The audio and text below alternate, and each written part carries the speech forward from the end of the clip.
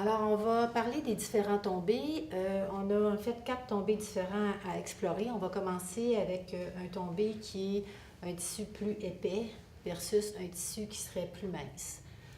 La différence principale entre ces deux différents tombés-là, on peut voir qu'un tombé un tissu qui est plus épais va se tenir plus. Donc, il va former moins de plis. Le vêtement va moins suivre les formes du corps, va chercher à rester un peu plus déployé. Au niveau de la ceinture, j'ai très peu de plis là, qui sont formés. Même au niveau du vêtement, ici, j'ai quelques plis au niveau de la taille. Dans la manche, j'ai un pli qui est très profond, mais je n'ai pas plusieurs petits plis. Donc, on va avoir moins de plis. On voit aussi au niveau de la manche là, que la manche se tient un peu plus par elle-même.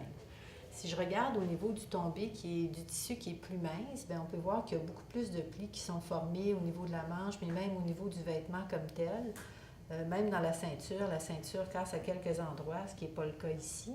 Et la manche cherche vraiment à suivre les formes du corps. Le tissu lui-même n'a pas de tenue, donc il va chercher à s'appuyer vraiment sur les formes du corps. Donc je vais dessiner ces deux modèles-là. Je vais travailler avec la silhouette pleine grandeur puisque le vêtement est long.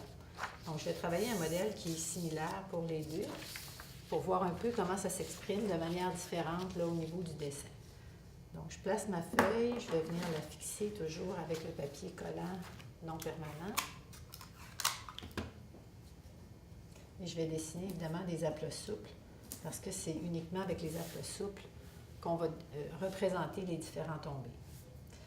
Donc, au niveau du col, ici, je vais commencer par dessiner la ceinture. Donc, avec le tombé souple, j'ai une ceinture qui est beaucoup plus retombante. Tombé souple, mais surtout tombé mince.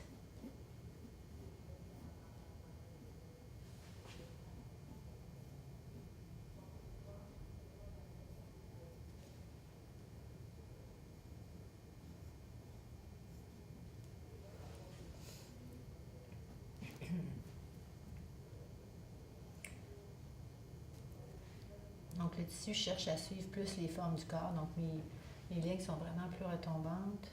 Et puis, le col ici.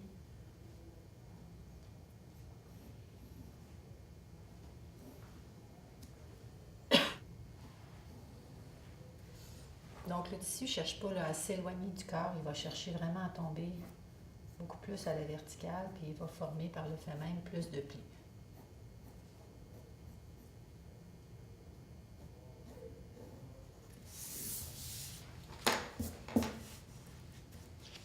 Donc maintenant, si on veut représenter le même modèle dans un tombé, dans un tissu qui serait plus lourd, je vais le dessiner à côté.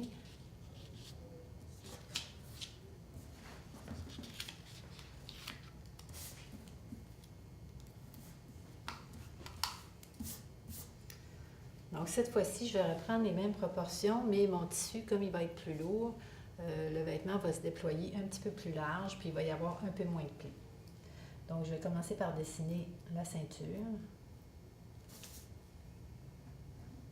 Donc ici, je vais éliminer les plis que j'aurai sur le côté. Donc, un tissu qui est un petit peu plus souple ou un peu plus mince.